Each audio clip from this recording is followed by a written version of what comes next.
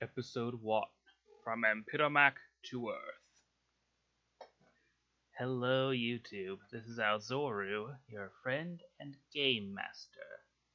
Welcome to Nafinian Nexus, my pen and paper role-playing game. Today we begin our story in Ampidomac, capital city of the Empidera Empire in the Eastern Jungle. Allow me to set the scene.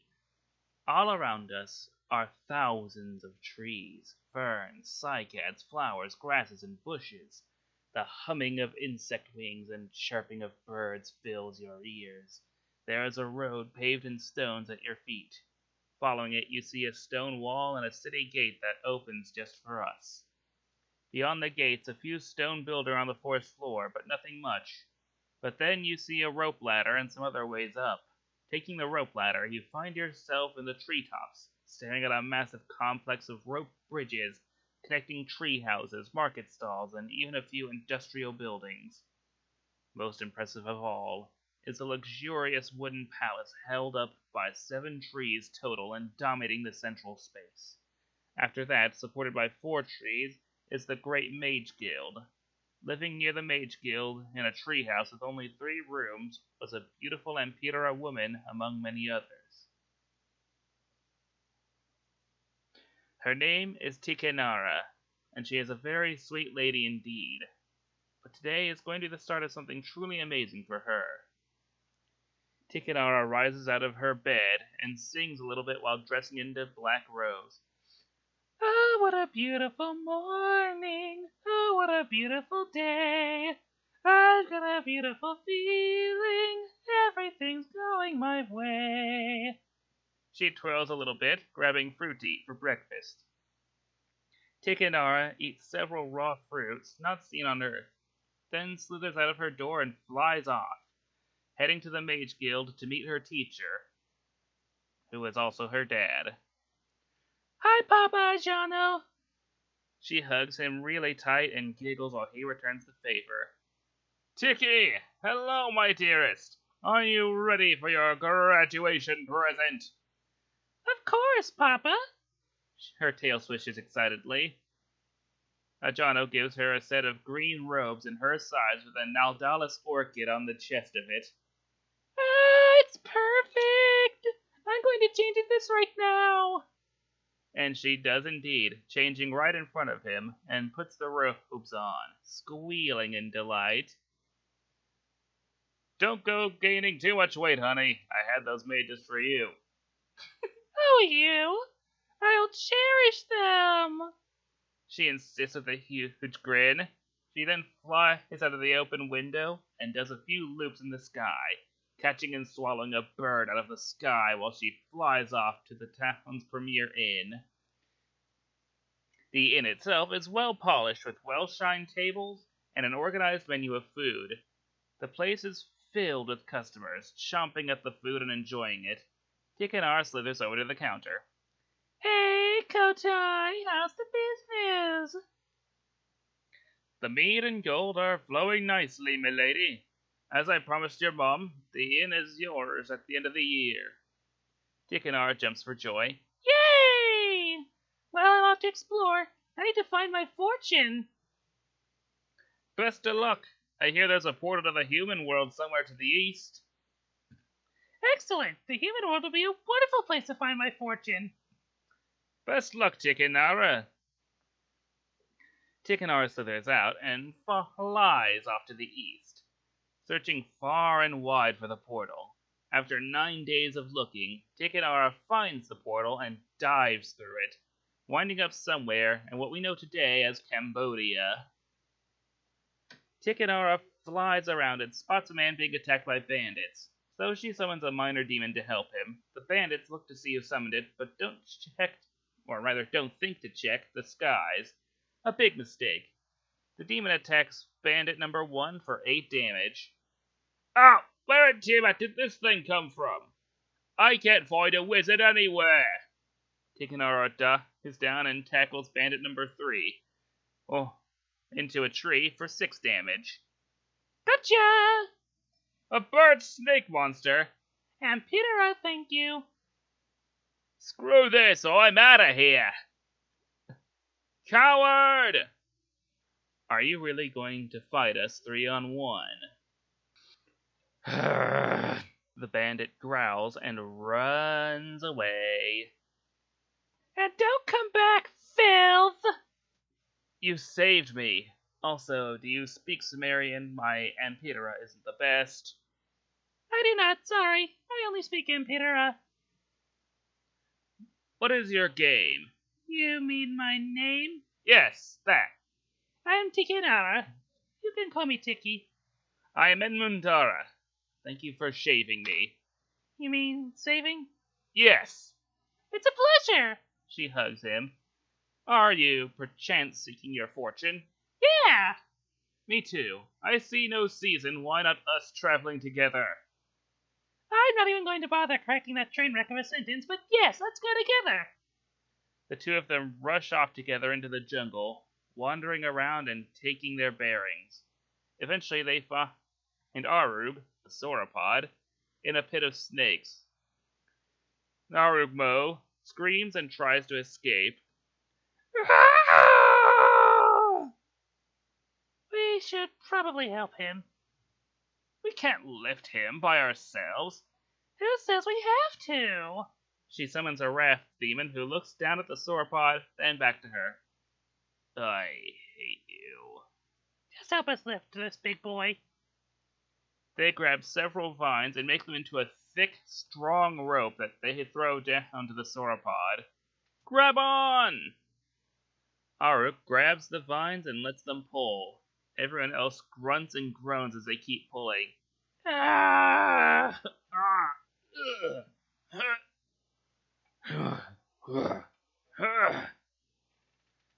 Aruk says something in Sauric that they can't really understand. What? What? Arug then, in Sumerian, says, Arug, thank you. You save Arug. Edmund replies back in Sumerian, Oh, okay, you're welcome. Translation, please? He says thank you. Seems his name is Arug. He speaks in Sumerian again. Hello, Arug. I'm Enmundara, and this is Tikinara. Arug kneels to them, shedding light tears, speaking in Sumerian to him. Arug grateful. Arug will follow and protect you too. Also it Arug Mo.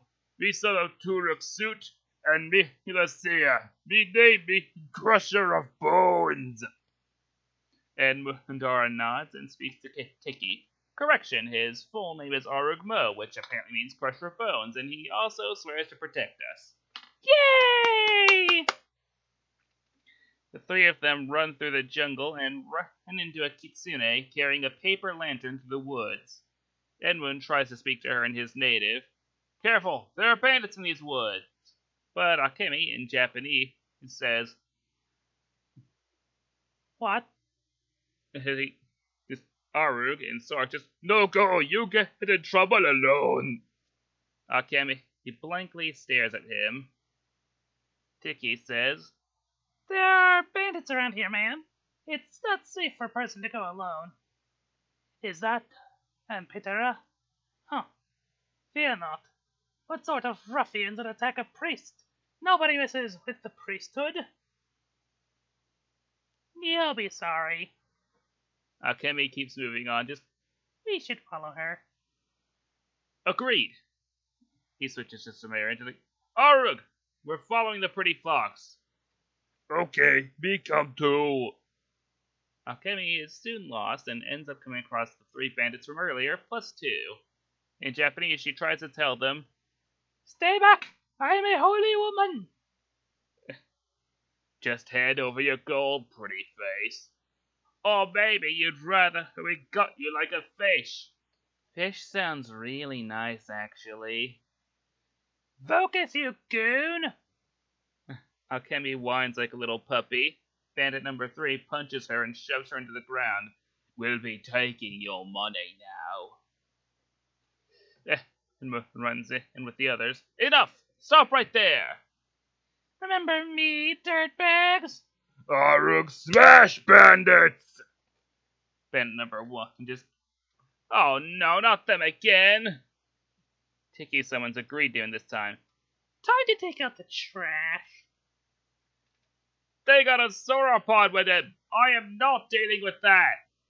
I'm with him! Hey, We're outnumbered. we won't forget this! They all run off. I should have listened to you. I am sorry. She says she's sorry for not listening. All's well that ends well. Miss, will you join us? She nods. I am in your debt. The party has come together, and for all their heroism and guile, a level up is in order for all. First, Enmundara gains +1 willpower, +1 intelligence, and +4 charisma per level due to his human bard combo. A special feature of humans is that they gain less hard stats per level and get 10 points to put anywhere instead of 8. But as per game rules, they can still only put 3 points in a single stat per level. He spends 3 on strength, 1 extra in charisma so he can have 80, 3 in endurance, and the last 3 go into willpower. His stats are now thus: 43 strength with a modifier of -3, 48 endurance with a modifier of -2, 60 dexterity, 60 perception, 74 will for a modifier of 2, 71 intelligence for a modifier of 2, 80 charisma for a modifier of 4, and 60 luck. His HP has reached 8, his MP has reached 17, and his stamina points are now 14. Next is Tiki, who gets +4 intelligence, +2 will, and +1 luck per level, with an additional +1 will every odd level, and +1 intelligence every even level. And since this is an evil in levels and getting up to level 2, that means 1 extra intelligence this time around. Tiki also gets 8 free floating points like everyone else, spending 3 on willpower straight away, then 3 into strength, then the last 2 into endurance. Her stats are now as follows: 33 strength for her modifier of -5, 52 endurance for a modifier of -1, 60 dexterity and perception, 95 will for a modifier of 7, 95 intelligence for a modifier of 7, 50 charisma for a modifier of -2, and 61 luck. Her HP is now 9, MP is now 20, and stamina points now equate to 26. Arug gets +4 strength, +3 endurance, and +1 charisma per level, spending 1 point on strength and 2 in endurance to beef himself up.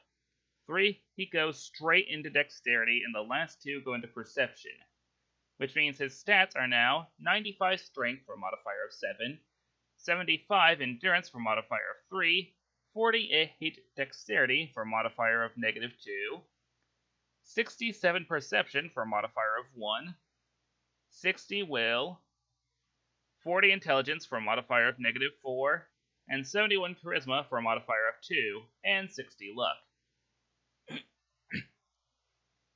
He has 18 HP, 12 MP, and 18 stamina.